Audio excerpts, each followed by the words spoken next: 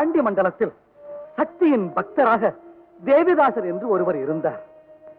உன் நாமத்தையே உணவாக கொண்டு எழுத்தறிவித்து பிழைக்கும் இவ்வேளை இனி எவ்வாறு ஓய்வேன்? ஏடும் எழுத்தாடியும் பிடித்து பிழைக்கும் புலவர் யாவரும் இந்நாட்டின் ஆஸ்தான புலவருக்கு ஆண்டு ஒன்றுக்கு 50 பொற்காசுகளை வரியாக செலுத்த வேண்டும். வரி செலுத்தவும் வகையில்லை, ஆஸ்தான புலவரை வெல்லவும் துணிவில்லை. இந்நிலையில் ஒன்று, இந்நாட்டை துறக்க வேண்டும், இன்றேல் இவ்வுயிரை துறக்க வேண்டும்.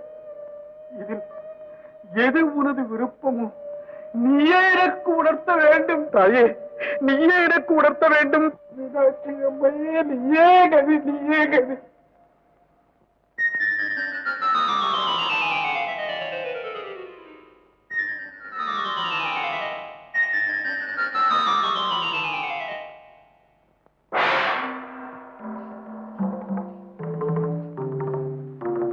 குமரா, அருகில் வா.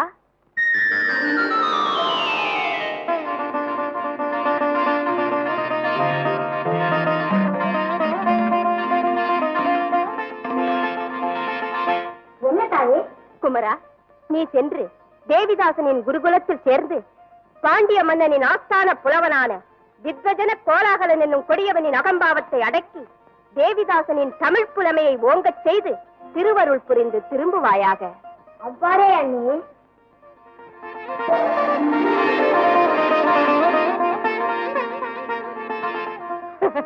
சென்று வா மைந்தா.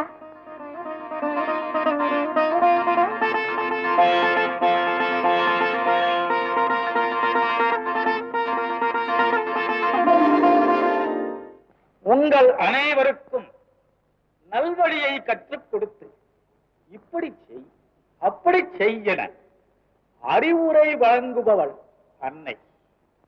அதை போன்றே வேதம் என்ற தாயும் நமக்கு நல்வழியை புகட்டு நம் எல்லோரையும் காப்பாற்றுகிறாள். ஆசைதான் துன்பம், அது ஒளிந்தால்தான் இன்பம். ஆசையின்றி எவரொருவன் இறைவனை பூசிக்கிறானோ அவனே இறைவனை அடைகிறான். வணக்கம் குருதேவா. யாரப்பானே? என் பெயர் முருகன், ஊர் திருப்பரங்குன்றம். தாய் பெயர் மீனாட்சி, தந்தை பெயர் சொக்கநாதன். ஆஹா, எத்துணை பொருத்தமான பெயர்கள். இத்துணை காலம் குருகுல வாசமே இல்லாமல் காலத்தை கடத்திவிட்ட என்னை என் அன்னை தங்கள் பெருமையையும் புலமையையும் கூறி தங்களிடம் அனுப்பி வைத்தாள். ஆனால் காணிக்கை ஏதும் கொடுத்து அனுப்பவில்லை. கல்விக்கு காணிக்கை அதை கற்பதுதான் முருகா. ஆமா, கையில ஏதோ சுவடி வைத்திருக்கிறாயே, அது என்ன சுவடி அப்பா? நானே சுயமாக கற்றதை ஏதோ எனக்கு தெரிந்த அளவில் எழுதி வைத்திருக்கிறேன். அப்படியா? எங்க இப்படி கொடு பார்க்கலாம்.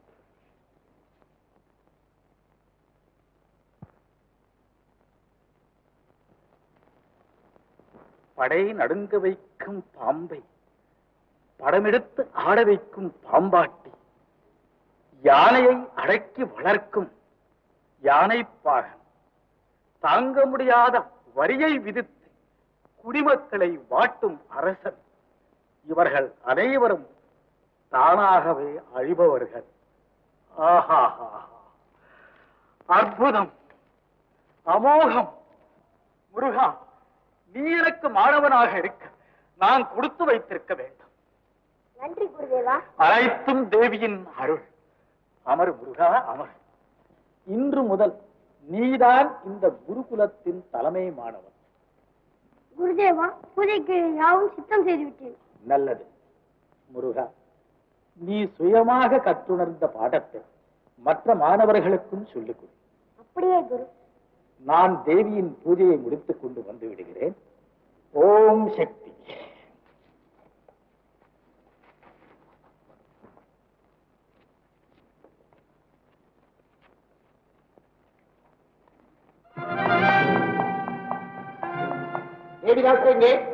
எதற்காக கேட்கின்றீ? நீ யாரை கேட்பதற்கு? நானா? நீ யாரை தேடி வந்தாயோ அவருடைய தலைமை மாணவன் நான். ஓஹோ, அப்படியா? உனது குரு எமது ஆஸ்தான புலவருக்கு வரி செலுத்த வேண்டும். புலவருக்கு வரியா? அது எதற்காக? எங்கள் புலவர் சகல பண்டிதருக்கும் தலைமையானவர், புலமை மிகுந்தவர். ஆதலால் ஏடும் எழுத்தாணியும் பிடித்து எழுத்தால் பிழைக்கும் அத்தனை பண்டிதர்களும் எமது புலவருக்கு வரி செலுத்தியாக வேண்டும். ஓஹோ, கல்விக்கும் வரியா? நாட்டையாளும் மன்னனுக்குத்தான் வரி செலுத்துகிறோம் என்றால் எழுத்தையாளும் புலவனுக்கும் வரி செலுத்த வேண்டுமோ? ஆம். கொடுக்க மறுத்தால்? மறுப்பவர் எவரானாலும் எமது அரசவைக்கு வந்து எமது புலவரை கல்வி கேள்விகளில் வெல்ல வேண்டும். வென்றுவிட்டால்? வென்றவர் ஆஸ்தான புலவராக அரசவையில் பதவியேற்கலாம். நன்று, நாளையே யாம் அரசவைக்கு வருவோம். உங்கள் ஆத்தான புலவரை வெல்லுவோம். நீயா எமது ஆஸ்தான புலவரை எதிர்த்து வெல்ல போகிறாய்? ஆம், எங்கள் குருநாதரோடு சமமாக அமர்ந்து வாதாட உங்கள் ஆத்தான புலவருக்கு என்ன தகுதி இருக்கிறது? அவர் முதலில் எம்மை வெல்லட்டும்.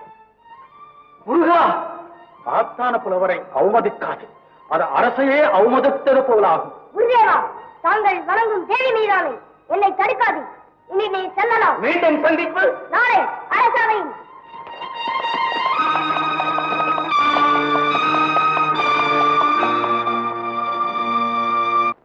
அமைச்சரே, நமது ஆத்தான புலவரை இகழ்ந்து அவருக்கு வரி செலுத்த மறுத்த குருகுல மாணவன் வந்துள்ளானா?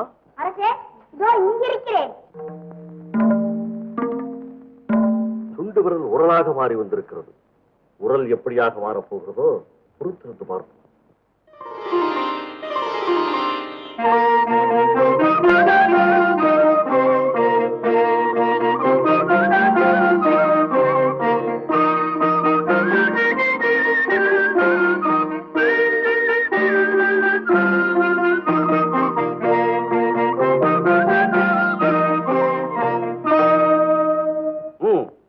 ஆரம்பமாகலாமே.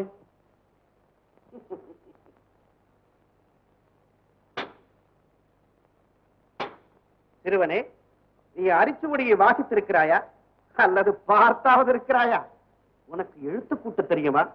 உன் பெயரை பிழையில்லாமல் எழுதுவையா?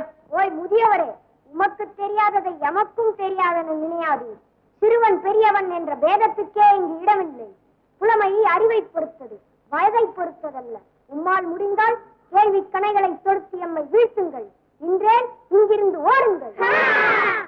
எழுத்திலே வல்லமை படைத்த எம்மை வெல்லும் துணிவு உனக்கு எவ்விதம் வந்தது? உன்னை வெல்லலாம், தன்னை வென்றவன் எவனும் உன்னை வெல்லலாம். மன்னனாயினும் கவிதை மன்னனாயினும் அவன் மாறி நிற்கும் திருவனிடம் பணிவதும் உண்டு. தன்னை வென்றவன் எவனும் உன்னை வெல்லலாம்.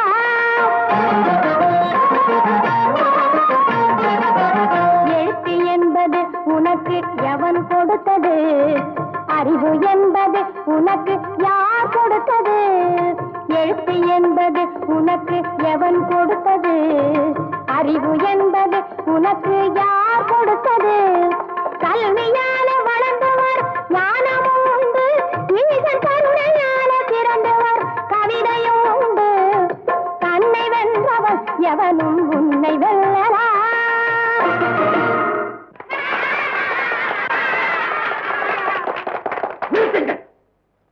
சிறுவனே, கவிதைக்கு சொற்கள் முக்கியமா, பொருள் முக்கியமா? பெரியவனே, புகழ்கிறேன் கேள். சொல்லென்னும் உடலுக்குள் பொருள் என்னும் உயிரை தொகுப்பது கவியாகும். பொருள் இல்லை என்றால் வெறும் சொல் மட்டும் இருந்தால், பொருள் இல்லை என்றால் வெறும் சொல் மட்டும் இருந்தால் இறந்தவன் உடலாகும், இறந்தவன் உடலாகும்.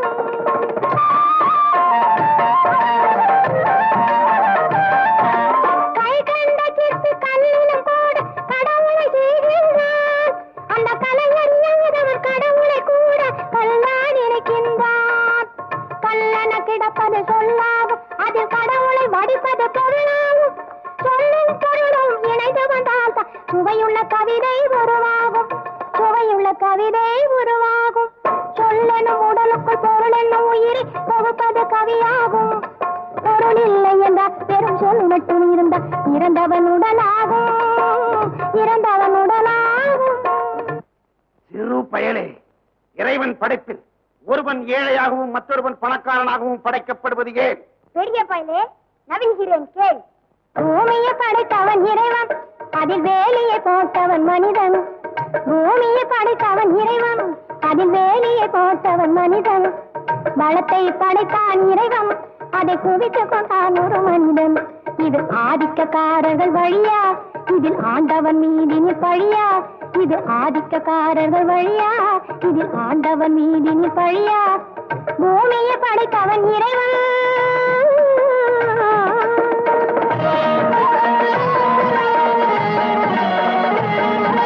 சாதிக்கும் மனிதன் பொறுப்பு, ஏற்ற தாழ்வுக்கும் மனிதன் பொறுப்பு. சாதிக்கும் மனிதன் பொறுப்பு, ஏற்ற தாழ்வுக்கும் மனிதன் பொறுப்பு. இது கடவுளின் பங்கு கருப்பு என்று கனல் போல் எரியுது நெருப்பு. அந்த நெருப்பின் நிறந்தான் சிவப்பு. இதை கேட்டது உனக்கு திகைப்பு. அரசே, இப்போது நான் கேட்க போகும் கேள்வியால் பயன் பஞ்சாய் பறந்தோட போகிறான். அடாத்மனே, எங்கே இதற்கு விடை கொடு பார்க்கலாம்.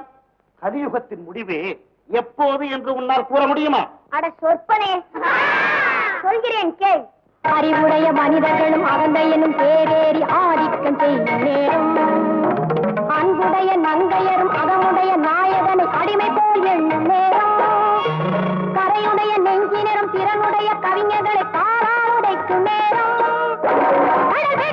பெருகி காற்று புயலாகவும் கலியுகம் முடியும் நேரம். தருமனரி பொய்த்தன தாயர் குலமாடுவது தாராது போகும் நேரம். பணியுடைய முரடர்களும் படையுடைய தலைவர்களும் தலை தூக்கி நிற்கும் நேரம். கருமவினை பொய்யாகி காலநெறி தவறாகி கருணை பறிபோகும் நேரம்.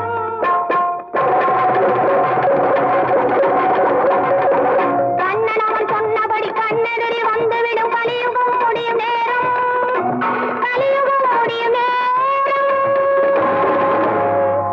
ஆஹா, பெருமுறிவடைத்த முருகா, உன் பொருள் தெரிந்த விடையா யாம் பெருமகிழ்ச்சி அடைந்தோம்.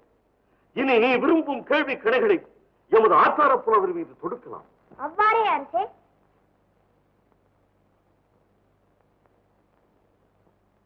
யாம் ஆம் என்கிற 2 கேள்வியை ஆத்தான புலவர் அல்ல என்று மறுப்பாரானால் எம்மை வென்றதாக ஒப்புக்கொள்கிறோம். கேள். இரண்டென்ன, 2 வேண்டுமானாலும் கேள். புலவரே, உமது தாய் மலடி அல்ல என்கிறோம். அல்ல என்று நீர் மறுத்து கூறு.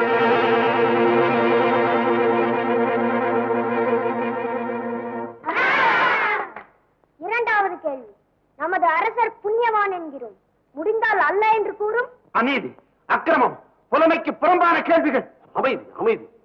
முருகா, நீனது புலமையையும் திறமையையும் கண்டு யாம் பெரிதும் மகிழ்கின்றோம். சற்று முன் எமது புலவரை கேட்ட 2 கேள்விகளில் ஒன்றேனும் அவர் அல்ல என்று மறுத்தாரில்லை. அந்த 2 கேள்விகளில் ஒன்றேனும் நின்னால் மறுக்கக்கூடுமோ? எம்மால் 2யுமே மறுக்கக்கூடும். அரசே, ஆத்தான புலவரின் தாய் மலடி அல்ல என்று கூறினோம். ஆனால் அவள் மலடிதான். எவ்வாறெனில் வாழையானது ஒரு குலை ஈனுவது போல் புலவரின் தாயும் இவர் ஒருவரை மட்டுமே பெற்றதனால் ஒரு பிள்ளை பிள்ளை அல்ல, ஒரு மரம் தோப்பல்ல. அத்துடன் ஈன்ற தாயை காப்பாற்றாது விடுத்தவர் இப்புலவர். ஆதலால் தாயை காப்பாற்றாத பிள்ளையை பெற்ற தாய் பெற்றும் பெறாத மலடியே. நமது இரண்டாவது கேள்வி, நமது அரசர் புண்ணியவான் என்று கூறினோம். ஆனால் அவர் புண்ணியவான் அல்ல. அது எவ்வாறெனில் ராஜா ராஷ்டிரகிருதம் பாபம் என்ற நீதி வாக்கியப்படி நாட்டில் உள்ளோர் செய்த பாவம் அரசனையே அடையும். ஆதலால் அரசன் புண்ணியவான் அல்ல. அருமை, அருமை.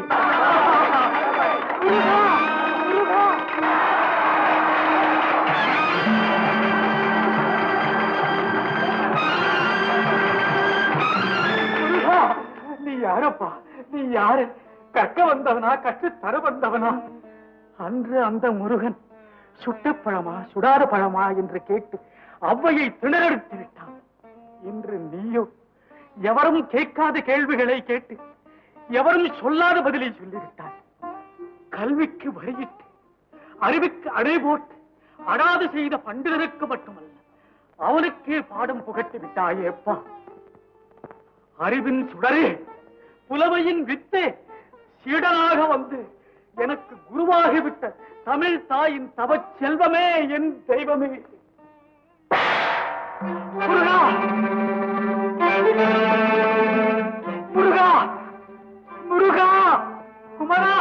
தமிழ் தெய்வமே, எனக்கென்று உன்னை அனுப்பி வைத்தாளா அன்னை தேவி? திருமுருகரை அனுப்பி வைத்து அருள் புரிந்த தாயே, என்னேன் நின் பெருமை, என்னேன் நின் பெருமை தேவி தயாபரி.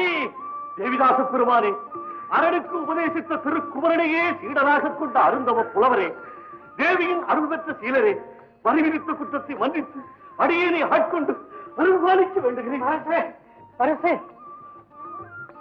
இவ்வுலகில் குற்றம் புரிந்தவர் யார், புரியாதவர் யார், மன்னிப்பது யார், மன்னிக்கப்படுவது யார்? அனைத்துமே அன்னையின் செயலல்லவா? சக்தி லீலை ஒன்றா இரண்டா, நினைத்தாலே நெஞ்சம் இனிக்கும். அரசே, கேளும் அன்னையின் மகிமையை, பெரிய பாளையத்தில் அவள் அவதரித்த பெருமையை.